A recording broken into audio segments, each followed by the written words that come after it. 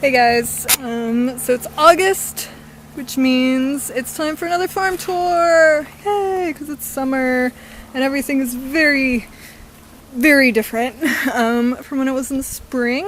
Like, I'm in my hammock. It's very nice. It's very hot and smoky out. There's still wildfires in Canada.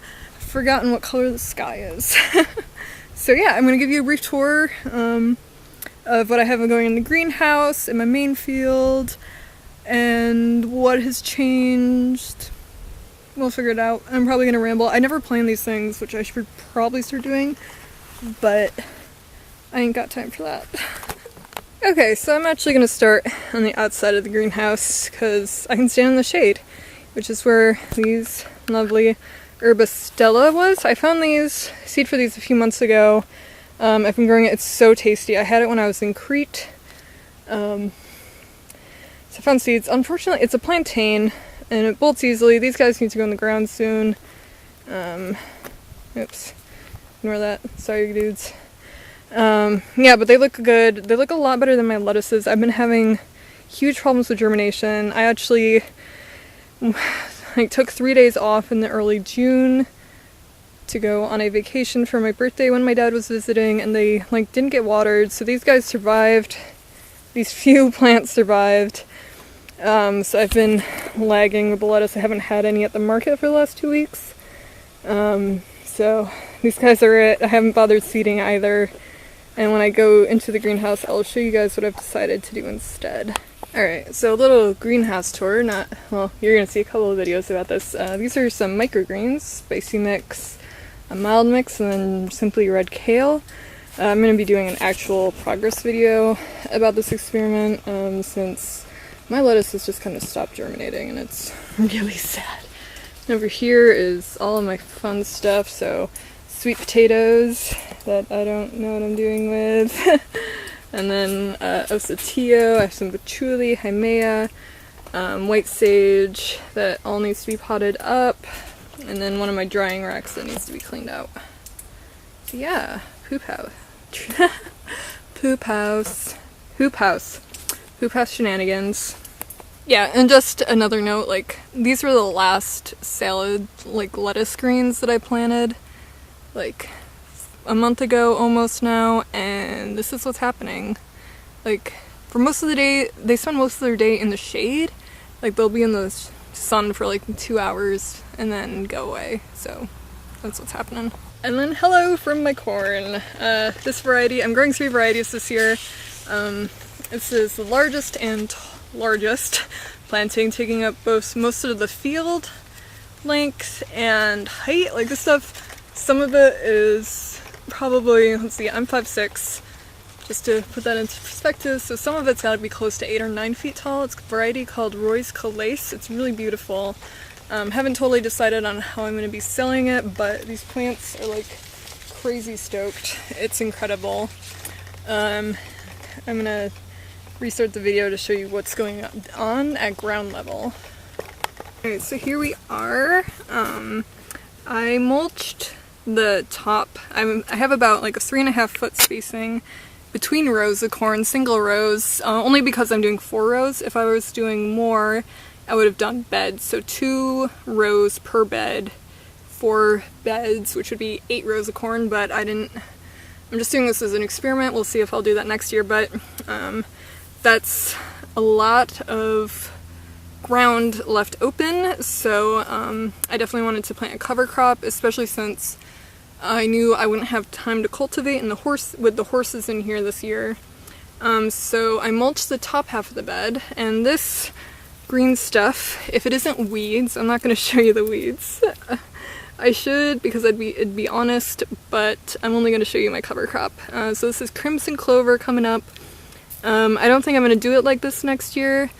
If I plant this similar corn the same way next year, I think I'm going to instead transplant the corn, because we have to here, and then immediately sow buckwheat. I'm gonna actually turn this around. It's weird with me talking. Sow buckwheat for weed control, and then once the corn gets probably knee-high, so around 4th of July or early July, I'll mow that down with the DR, and then well, first I'll sow seed-free crimson clover, which is a nitrogen fixer, and then mow the buckwheat down on top of it. It'll die and kind of act as a living mulch. So yeah, we'll see how that works. I got this stuff in too late, so it's too small. It's already shaded out. The parts that are open are full of weeds. It's kind of a mess. I have to go through and hand weed it. I'm not looking forward to that. It's kind of a waste of time, so yeah, lessons learned. Okay, so that was in the corn, and now here's top of the corn.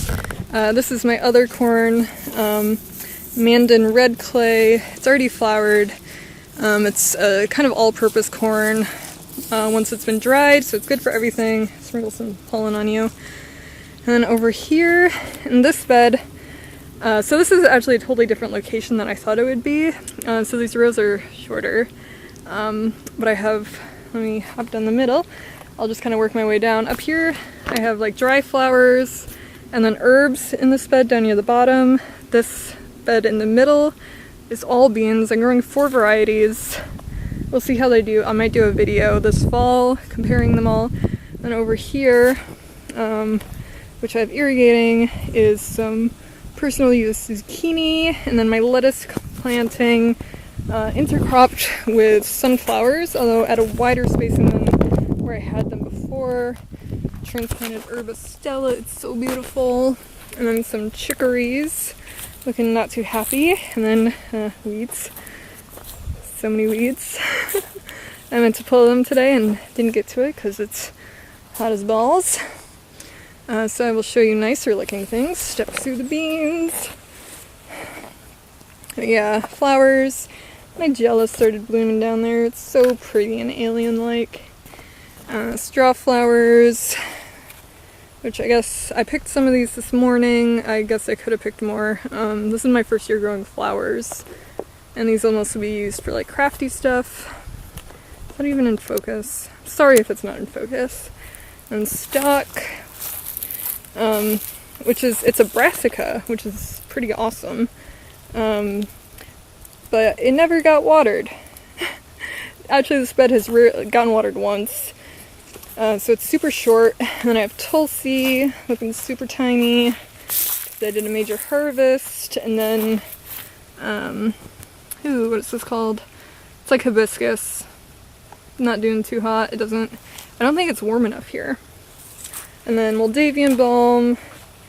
I left these plants to save for seed because they kept their greens the longest. So they didn't bolt. Well, they are now. But when I harvested, they hadn't bolted, and their leaves are the largest. So I'm saving those for seed. And I have mint, Korean mint. It's kind of licorice flavored. It's so tasty. Grown tall, so I'm going to have to harvest this. And then mugwort. I'm growing 3 varieties. This is common mugwort. It's doing the best. Just about ready to harvest. Probably harvest that with the mint next week after I garble the Tulsi and Moldavian balm. And then this is Japanese mugwort, which I'm going to use to make moxa. Is that how you pronounce it? Mocha? I feel like it's called moxification. I don't know. I have a friend who does it, so I'm going to give her some. Maybe in exchange for some pulse reading, because she does the Ayurveda, traditional Chinese medicine, acupuncture stuff. And then this is I can't talk. This is what happens when I don't plan stuff out. This is Western mugwort, which I really like. I want to make a salve with all 3 of them. And then the least happy of them all, and unfortunately furthest from the water, and really needs to be harvested, chamomile. Super tasty. After I film this, I'm going to go back to filming my vlog, and I'm going to harvest it. Actually, I might do that this evening after it cools down. And this is just random stuff. A couple different kinds of Tulsi, and then arnica, which I totally forgot to get oil for at the store. So those are going to have to sit there for a bit. Farm tour. I'm sitting here with Bob the coyote. He's great at chasing off geese. So I guess some of the stuff has changed. I'm in a different field than I thought I'd be. And I don't know if you remember in my last farm tour from the spring, I'll put a link down below, I was using this small area, like a super tiny little bed. I've abandoned that.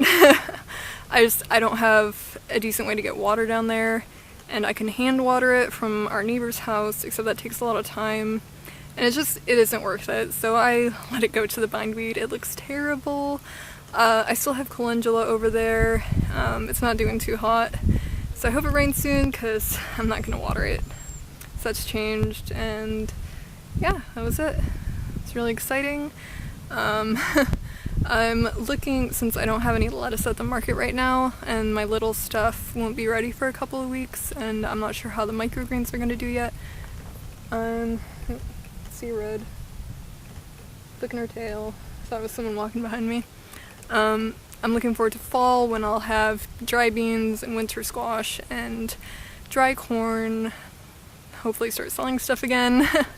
And I guess maybe at some point I should do like an apothecary tour. How I have my setup for that, what I'm doing, how I formulate stuff. But I think that's a different topic for a different video. So, alright. I'll be back in the fall with another tour or how I'm storaging thing. I haven't decided yet. It might just be a microgreens video. I don't know. I don't plan these things. I think I've said that before in this video, but yeah. It is what it is. Alright, so I will see you guys next time.